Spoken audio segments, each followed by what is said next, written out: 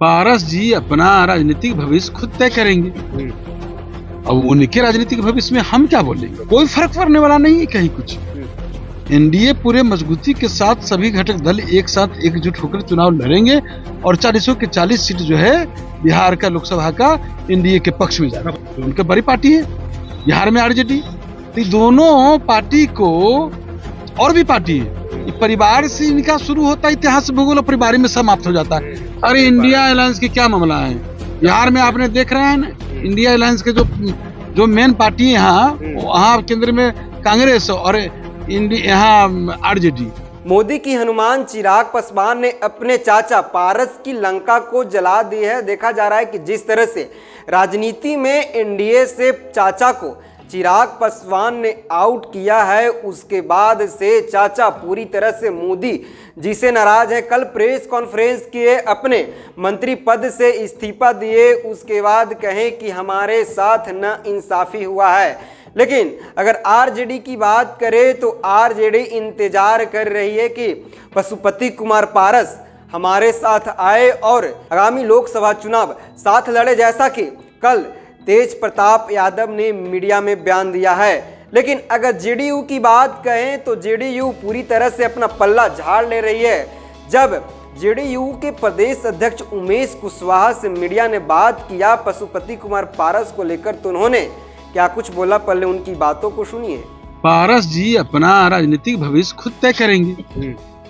अब उनके राजनीतिक भविष्य में हम क्या बोलेंगे, लगातार नाराज चल रहे थे। नहीं, इस पर आप तो जानते हैं कि हमारे जो एनडीए के घटक दल है, सब लोगों ने विभिन्न पहलुओं पर विमर्श करके और निर्णय लिए होंगे, और निर्णय लेने के बाद जब उन्होंने घोषणा कर दिया तो फिर सवाल क्या उठता है, घोषणा कर दिया कुछ नहीं, फर्क पड़ेगा आप लोग, कोई फर्क पड़ने वाला नहीं है कहीं कुछ।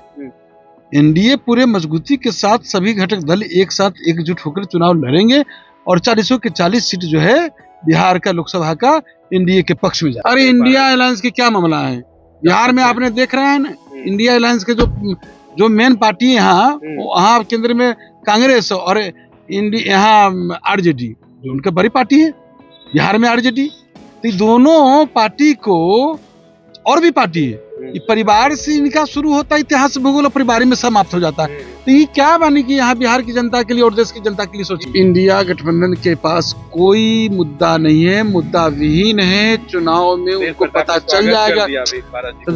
हाँ तो करें। तो आपने सुना होगा, उन्होंने कहा कि पशुपति कुमार पारस अनाउंस कर ही दिए हैं, उनकी जो मर्जी है, जो इच्छा है, राजनीतिक कैरियर क्या है वो न तय करेंगे, हमारी इसमें कोई योगदान नहीं। अगर जब भी किसी भी जेडीयू के नेता से इस सवाल को पूछा जाता है तो वो सीधे कहते हैं कि हमारा इससे कोई लेना देना नहीं है, वो बीजेपी से समझे, हमारी गठबंधन बीजेपी से, अन्य पार्टी से नहीं, और बीजेपी की गठबंधन किससे है वो समझे। लेकिन जिस तरह से पशुपति कुमार पारस को भतीजा यानी कि मोदी के हनुमान ने एनडीए से आउट कराया है, उसके बाद से लगातार जो राजनीति अटकलें थी और तेज हो गई है कि अब बहुत जल्द चाचा अपने भतीजा यानी कि तेजस्वी यादव के साथ चुनाव लड़ेंगे।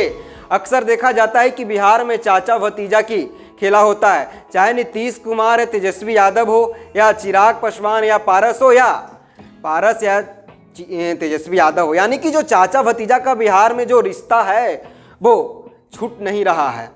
तो क्या जिस तरह से कल तेज प्रताप ने पशुपति कुमार पारस को लेकर जो बयान दिया है, अब उस बयान पे पशुपति कुमार पारस अपना हुंकारी भर देंगे। लेकिन सूत्रों से पता चल रहा है कि अपने ही गुट में जो पारस का पार्टी है, राष्ट्रीय लोक जनशक्ति पार्टी, उसमें ही मतभेद है। नवादा का सांसद है सूर्यभान सिंह के भाई चंदन सिंह और उनके भतीजे यानी कि पशुपति कुमार पारस के भतीजे प्रिंस राज पासवान नजर नहीं आए प्रेस कॉन्फ्रेंस में। अब सूत्रों से पता चल रहा है कि वो अपनी ही पार्टी से नाराज हैं, वो किसी भी वक्त कुछ अनाउंस करके मोदी के साथ आना चाहते हैं।